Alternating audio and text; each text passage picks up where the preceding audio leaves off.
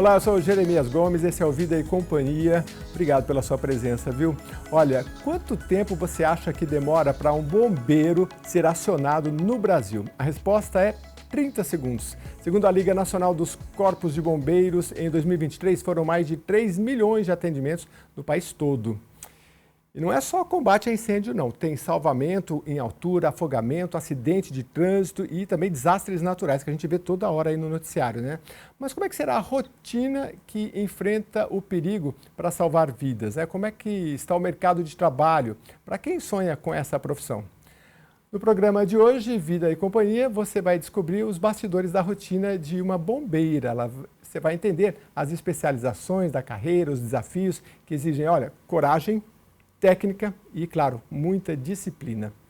Para falar sobre isso, eu recebo agora a Capitão Caroline Burucizian. Ela é bombeira, coordenadora de equipes de emergência e especialista em salvamento aquático. Caroline, seja muito bem-vinda, agora também na chefia da comunicação do Corpo de Bombeiros do Estado de São Paulo, é isso, né? É isso, obrigada pelo convite, é sempre um prazer estar aqui com vocês. Nossa, prazer é todo nosso. A gente já estava conversando bastante aqui nos bastidores, né? Porque você é especialista em salvamento aquático, né?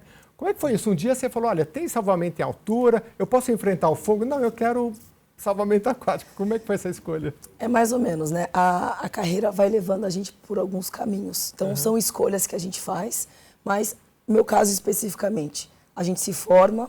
A gente vai falar um pouquinho, acho que mais pra frente, de como entra, de como se forma, mas o oficial ele se forma e ele vai trabalhar em algumas unidades. Então, eu fui trabalhar em uma unidade, que é o grupamento de bombeiros marítimo, que é no litoral de São Paulo, que cuida da prevenção nas praias. E lá não fica quem não tiver o curso de guarda-vidas. Aí eu fui fazer o curso de guarda-vidas, fui fazer o curso de mergulho, fui fazer o curso de bote, fui fazer o curso de moto aquática, fui fazer todos os cursos para conseguir trabalhar da melhor maneira possível, da maneira mais técnica, nas praias. Então, a vida foi me levando para esse caminho, mas a gente acaba fazendo outros cursos durante a carreira e hoje voltei para a comunicação social. E estamos aqui. Eu conversei com ela aqui no intervalo, antes do programa, né? E eu perguntava para ela assim, salvamento de vidas, você já passou por muitos casos de salvamento na água, né? Eu achei que ela ia falar assim, não, poucos, e algum óbito. Ela ia falar nenhum, mas não foi essa a resposta, infelizmente. Você já participou de muitos e com vítima fatal mesmo. Nós temos uma média de 3.500 salvamentos por ano no estado de São Paulo. 3.500? Uma média. Uma média. Ano retrasado teve quase 4.000, mas uma média de 3.500. Ou seja, são 3.500 pessoas que se colocaram numa situação de afogamento e foram retiradas por um guarda-vidas. E uma média de 100 pessoas que morrem afogadas no estado de São Paulo, nas praias. É quase uma calamidade pública. O que a gente pode, de orientação rápida, porque o objetivo do programa não é esse, para a gente orientar um pouco as pessoas. Eu falava com você, tem placas, gente, enormes. É isso. As pessoas vão nadar num lugar que não dá. Aí vai o parente tentar salvar e morre também. É isso. Educação das pessoas. As pessoas elas precisam entender que não se afoga se ela não entrar no mar. Se ela entrar de forma responsável, água até a linha da cintura, né? Água no umbigo, sinal de perigo, é muito verdade esse ditado. Então, não entre em frente às placas, procure uma praia que esteja protegida por guarda-vidas. Se tiver uma placa, não entre porque ali tem uma corrente de retorno. Está identificado um risco real para as pessoas. Corrente de retorno é aquela que vê um fluxo assim, ó, ela pega você, gente, assim, ó, te leva 200 metros para dentro da água. Assim, ou mais, tá? Ou mais. 200, 300, 500 metros. 9 das 10 mortes por afogamento acontecem nesses locais. Eu já vi na internet, assim, o bombeiro mostrando de cima, é muito interessante, tem toda a orla assim, de repente ele mostra lá as características, fala, vai acontecer agora, a água vem assim, ela forma uma contracorrenteza, alguma coisa, ela vem e puxa. Geralmente nesses locais não quebra onda, então as pessoas acham que ali é mais seguro. Então, e é o contrário. E é o contrário. Então, só o pessoal prestar atenção. E se tiver dúvidas, pergunte para o guarda-vidas que está na praia. Sim, e como é que é? Água no umbigo, sinal de perigo. Perfeito. Pronto, já está aí.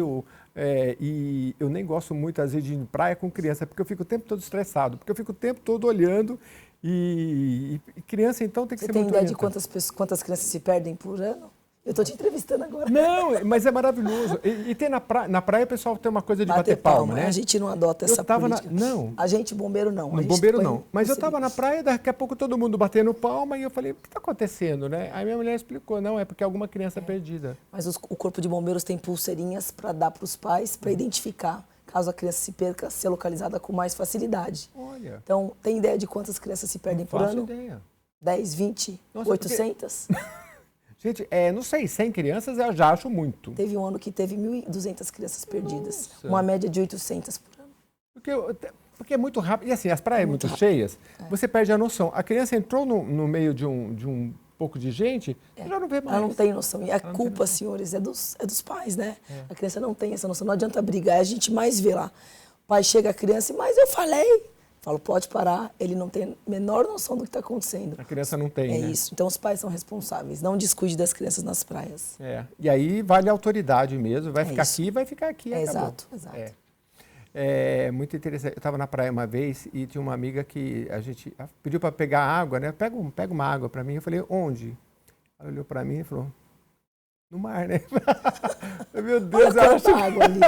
Quanta água, mas era uma água para as crianças brincar. Vamos falar da sua profissão? Vamos falar. Muita gente tem interesse. Você falava para mim que tem que, para ir para o Corpo de Bombeiros, tem que iniciar na Polícia Militar, que é o seu caso de todos. Isso. Temos duas portas de entrada para o Corpo de Bombeiros. Ou você vem como oficial, ou você entra como soldado cabo, né? Que são as praças. Então, você faz um concurso para a Polícia Militar e lá você faz um período básico de 6 meses e depois desse período você escolhe se você quer fazer uma escola especializada em polícia ou em bombeiro. E aí, escolhendo o bombeiro com a sua nota de classificação, você vai para a especializada, que é o Corpo de Bombeiros, e aí passa a vida, geralmente, no Corpo de Bombeiros. E para o oficialato, faz a Academia do Barro Branco, na formatura sai aspirante oficial, que vai virar tenente depois, e aí presta um concurso interno, faz 13 meses de especialização e aí você vira oficial do Corpo de Bombeiros. Então, a trajetória ela é longa. É longa. Quantos anos, mais ou menos? Para o oficial, 5 anos e meio. Para a praça, 1 ano e pouquinho. Então... E o que eu vejo, eu já fui em formatura de policiais, né? Acho muito interessante. E o que eu vejo muito é a questão da vocação. Eu passava para entrevistar as pessoas e sempre via muita vocação. Eu estou aqui porque eu gosto. A polícia tem essa coisa da vocação, né? A gente se doa muito para o próximo. A gente estava conversando aqui antes, né? Você ir para uma ocorrência, você não sabe o que você vai encontrar e você vai colocar muitas vezes a sua vida em risco para tirar a outra pessoa que você nem conhece. Então, vai lá fazer um mergulho de quilômetros, num lugar que você é arriscado. Né? Você entra num incêndio que sabe que tem vítima, com risco de estrutura colapsar, chamas, enfim. Com todo aquele risco, você ainda assim entra para tirar uma pessoa que você não conhece. Então, precisa ter perfil, precisa se doar. E a gente treina muito para fazer certo na hora. Então, isso é muito importante. O treinamento constante. Então, a rotina do bombeiro ela é muito, muito técnica e de muito trabalho de braço mesmo. Então, tem hora para instrução de manhã todos os dias. Hora para instrução da manhã, aula teórica, né? Preparação teórica, treinamento físico. Tem tudo isso para quê? Para na hora da ocorrência, principalmente as mais complexas, o bombeiro não pensar. Ele está treinado o suficiente para fazer da forma correta, sem pensar muito. E a gente que não tem essa técnica, a primeira coisa que a gente erra, eu acho que uma boa parte, é a questão emocional, né? A gente vai no ímpeto e faz tudo errado. Seja para salvar uma pessoa que precisa de uma massagem, ou numa altura. O que você diria? Tem que esse controle emocional é difícil. Eu mesmo não tenho muito, mas eu vejo colegas que ficam assim, aconteceu alguma coisa... Eles ficam calmos e vão fazer A, B, C, meio metódico. Acho que é o jeito mais certo, né? Eu já saio na correria. Eu acho que depende da exposição, né? O bombeiro, ele é treinado para isso. Então, tenho certeza que o bombeiro que entra no comecinho e vai atender uma ocorrência, depois de 20 anos fazendo a mesma coisa, já encara de outra forma. Porque infelizmente, a gente vê muita coisa feia, né? Muita gente, graves lesões, ocorrências complexas. Então, a gente chegar no afã, na vontade de querer resolver de qualquer jeito, a gente vai fazer errado. Por isso, da importância do treinamento técnico, Por isso que o bombeiro está dentro do quartel sem atender a ocorrência, ele está treinando. Então, vamos montar um aparelho de poço, vamos fazer uma cadeirinha de salvamento em altura para descer num rapel, vamos fazer uma ancoragem para, se tiver uma vítima em local elevado, a gente conseguir acessar de forma rápida e segura. Então, a gente treina diversas possíveis ocorrências para, se essa ocorrência acontecer, a gente está preparado, sem titubear, sem pensar, da forma mais segura para a vítima e para o efetivo. A gente, quando fala no Corpo de Bombeiros, pensa logo na ação, mas tem muita coisa de prevenção também, né? Muita coisa, né? A gente tem hoje um departamento de educação pública e nosso trabalho hoje é levar para as pessoas, inclusive o Corpo de Bombeiros, no site do Corpo de Bombeiros, tem diversos cursos na nossa plataforma gratuitos de educação pública. Então, olha, todo mundo da escola e professor, dá uma aula disso na sala de aula, é tão importante. Entra, faz o cursinho.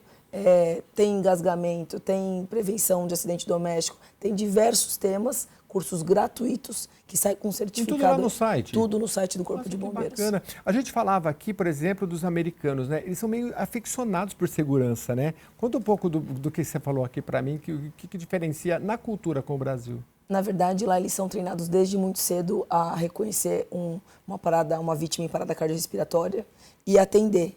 A gente tem um dos princípios, né, que, de forma resumida, quanto mais rápido a gente conseguir reanimar uma vítima, quanto menos tempo ela ficar parada, o coração não estiver batendo, maiores são as chances dessa pessoa recobrar a sua vida e não ter lesão cerebral, porque a falta de oxigênio causa uma lesão. Então, lá eles são treinados desde muito cedo. E não é muito complexo, não é né? complicado, porque você pensa, você tá aqui, você tem uma parada cardíaca. Você quer que tenha alguém do seu lado que saiba ou que não saiba fazer? Que saiba, né? Então, quanto mais gente souber, maior é a chance de alguém que saiba te socorrer. Eu passei por isso, tenho um certo remorso, apesar que eu não pude fazer. Um senhor no metrô, ele só falou que eu preciso de ajuda e ele desmaiou na minha frente e eu não sabia o que fazer. O que eu fiz ele estava com uma gravata, eu afrouxei, cuidei das coisas dele e comecei a procurar um telefone. E demorou e era dentro do metrô. E até que um liga e vem, eu queria ter feito alguma coisa. E às vezes é uma coisa simples, mas eu falei, olhar sinais vitais, fazer, Exato. A gente fica sem saber. Sem saber, né? Primeira coisa, ligar para o Corpo de Bombeiros, 193, mas por estar, né, no seu caso especificamente dentro do metrô, é um pouquinho mais complexo, mais difícil o acesso, mas o pessoal do próprio metrô está preparado para isso. Mas nem era o metrô, era dentro do terminal Barra Funda, fora do metrô. Então, assim, a gente não sabia o que fazer. Mas é simples, checar sinais vitais e saber o que fazer, caso ele realmente estivesse sem respiração. Sem respiração, aí já parte para a massagem, que hoje não tem mais essa coisa da massagem da respiração, praticamente. Né? Hoje, quem não é da saúde, da parte pré-hospitalar, não faz mais, só faz a massagem. Só faz a massagem, mas assim, põe no chão uma parte firme, com essa mão aqui, bem aqui nesse dois dedinhos para cima do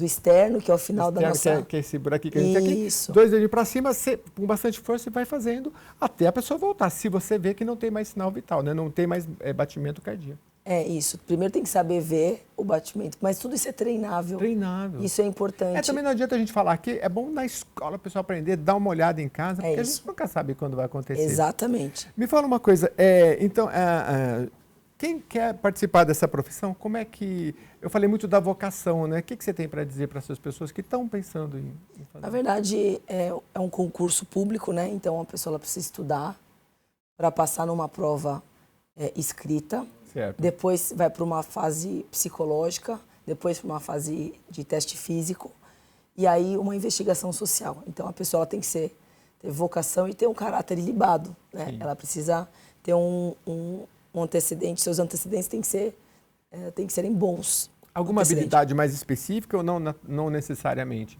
A questão física também, isso... Acho que é mais polícia rodoviária que tem a questão de altura. O resto acho que não tem. Não, tem alguns requisitos para altura, sim. Tem um editalzinho que fala lá. Mas, assim, tem que conseguir passar no teste de aptidão física. Tem uma tabela para homem, uma tabela para mulher. Tem que correr um certo período, um certo percurso em determinado tempo. Fazer alguns exercícios. No edital, que inclusive está aberto, tá tudo explicado lá. Então, a pessoa, o candidato ou a candidata, tiver interesse... Faz a leitura do edital, se inscreve na prova, presta a prova e vai fazer o curso com a gente. É bastante bem concorrido, né? Mas muita gente, infelizmente, vai sem estar com preparo físico adequado. Então, bastante gente passa e a gente não consegue, às vezes, chamar todos, porque o pessoal vai meio desacreditado. Tem uma idade limite, não? Eu não posso mais. Tem idade, não pode, Com infelizmente. certeza eu não posso. 30 anos 30 a idade anos. limite, exato. Ah, tá. A idade mínima tem que terminar o 2º grau, né? E 30 anos é a idade limite. E cursos preparatórios, acho que você já falou, né? Mas, por exemplo, tem preparação física, conhecimentos teóricos e psicológicos, né? Bom, é porque tem que ter muito essa questão emocional também.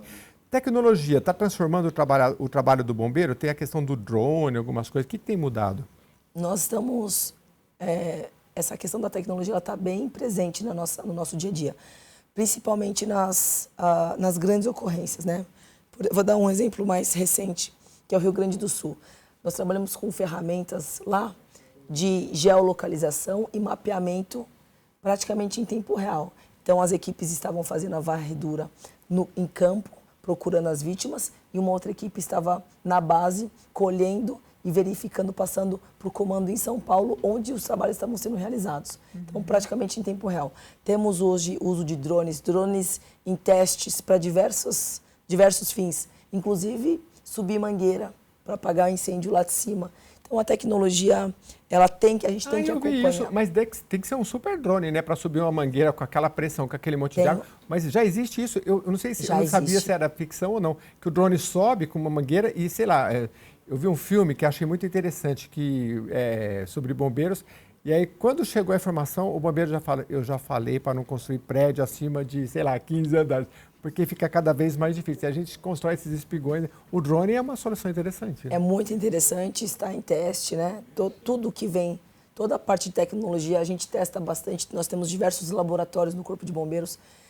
A gente não consegue, muitas empresas querem vender um monte de coisa para a gente, mas nem tudo é útil. Então, a gente realmente pega o que vai ser útil, o que vai deixar o trabalho mais seguro, principalmente para o homem, que é o mais caro. Né? É muito importante a vida do bombeiro, do ser humano. Então, quanto mais seguro for esse trabalho para ele, melhor para a corporação. Então, todas essas tecnologias que estão no mercado, elas são testadas, uma comissão analisa e se realmente for bom, se a gente ganhar alguma coisa com isso, a gente implementa. Sim. E na questão cultural, porque a gente de vez em quando vê uns vídeos, não lembro o país, quando tem algum resgate, alguma coisa para fazer, eu vi isso dentro do túnel. Os carros todos ficam parados na lateral. É cultural. E o bombeiro passa com tudo no meio. Aqui em São Paulo, gente, vocês não têm noção. Toda hora tem ou é o Corpo de Bombeiros ou uma ambulância. Não tem como, porque assim, é muito trânsito. Geralmente tem pessoas que não jogam nem o carro um pouquinho para a direita ou para a esquerda.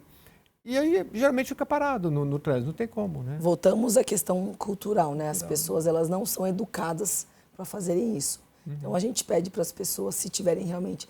Geralmente, a ambulância, o resgate, o caminhão, ela vai na faixa da esquerda e, se não conseguir a faixa da esquerda, ela vai ficar ali tentando passar entre os carros com sirenes e sinais luminosos acesos.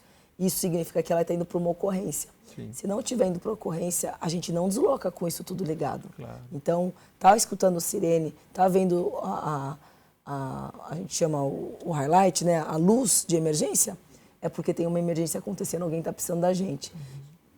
Então, se você conseguir abrir, né, o caminho para onde está vindo, olha no seu retrovisor. Se está vindo pela esquerda, sai para a sua direita. Se está vindo pela sua direita, sai para a sua esquerda, abrir um caminho para que o caminhão ou que a viatura consiga passar em segurança. Eu vejo muitas vezes assim, quem está no começo da fila tem medo de avançar o sinal verde, com razão, porque também pode causar um acidente. Sim. Mas às vezes um pouquinho mais para frente, dá um sinal, já consegue aliviar. A gente falava dos Estados Unidos que realmente eles têm uma cultura de segurança em tudo, né? Assim, qualquer lugar. Até um lugar que tem que é um localzinho de segurança de um extintor. Você não pode encostar nada ali. Se você ficar em pé ali, vem alguém e fala, você não pode ficar aqui. Uma coisa boba lá. Né? Não sei se você já reparou nisso. Todas as portas lá abrem para fora. Então, porque é a coisa de você... Porque é o caminho para onde as pessoas querem sair se acontecer alguma coisa. Então, não vou falar nem de incêndio, um terremoto lá. Para onde que a pessoa vai sair? Não é para a rua? Então, todas as portas abrem para fora.